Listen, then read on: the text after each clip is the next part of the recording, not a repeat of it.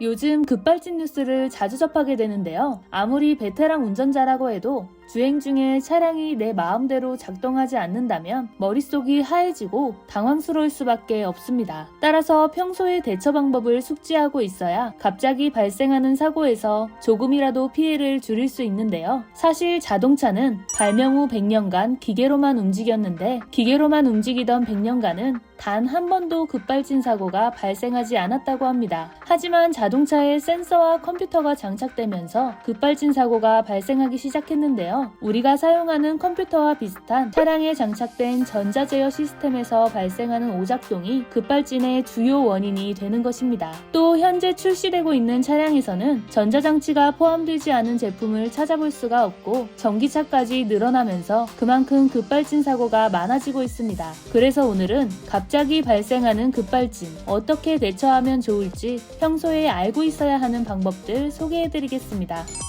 첫 번째는 급발진 발생 시 브레이크를 한 번에 온 힘을 다해 밟아주는 것입니다. 급발진이 발생했을 때 문제는 브레이크가 작동하지 않는다는 건데요. 브레이크 작동은 엔진의 기본 진공 상태에 의존하여 작동하는 원리를 가지고 있는데 급발진이 발생하면 진공이 급격하게 감소하게 되고 브레이크 패드를 밟아도 눌리지 않고 딱딱한 느낌이 들어 운전자가 느끼기에는 브레이크가 작동하지 않는다고 생각하게 되는 거죠. 따라서 급발진이 발생했다면 반드시 브레이크를 온 힘을 다해 끝까지 밟아줘야 하고 여러 번 나눠서 밟을 경우 진공 상태가 약해져 브레이크가 잡히지 않을 수 있으니 꼭 한 번에 강하게 브레이크 패드를 밟아주는 것을 기억하셔야 합니다. 두 번째는 사이드 브레이크 사용하기입니다. 기계식의 경우 사이드 브레이크를 당기면 되지만 전자식의 경우 자동으로 작동하는 경우가 많아 강제로 사이드 브레이크 작동하는 방법을 모르는 분들이 많은데요. 주행 중에도 사이드 브레이크를 3초 이상 당기고 있으면 수동으로 사이드 브레이크를 작동시킬 수 있습니다. 세 번째는 기어를 중립으로 바꿔주는 것입니다.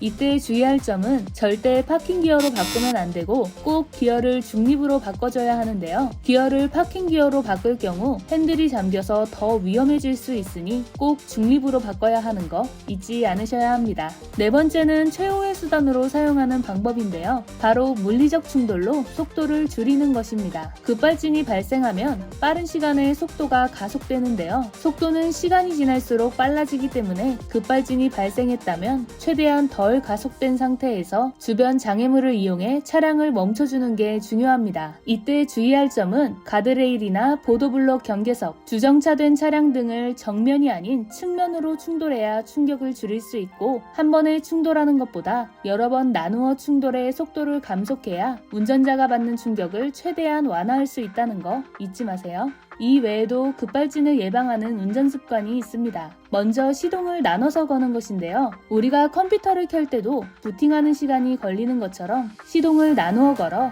신호가 모든 시스템에 연결될 수 있도록 시간을 주는 것입니다. 방법은 먼저 브레이크를 밟지 않은 상태에서 1차로 시동을 걸어 계기판이 켜지는 것을 확인하고 다음으로 브레이크를 밟고 2차로 시동을 걸어 모든 전자제어 시스템이 잘 작동하도록 해주는 것인데요. 사실 차량에서 발생할 수 있는 문제는 제조사에서 미리 대처 방법을 제시해줘야 하는데 이렇게 급발진 대처법을 운전자들이 스스로 찾아보고 숙지하고 있어야 하는 현실에 안타까운 마음입니다. 혹시라도 알고 계시는 급발진 대처법이나 의견 있으시면 댓글로 남겨서 공유해주시고 날씨가 따뜻해지면서 나들이 가는 차량이 많아졌다고 하는데 항상 안전운전하시고 즐거운 하루 보내시기를 바라면서 오늘 영상은 여기서 마치겠습니다. 그럼 다음 영상에서 만나요.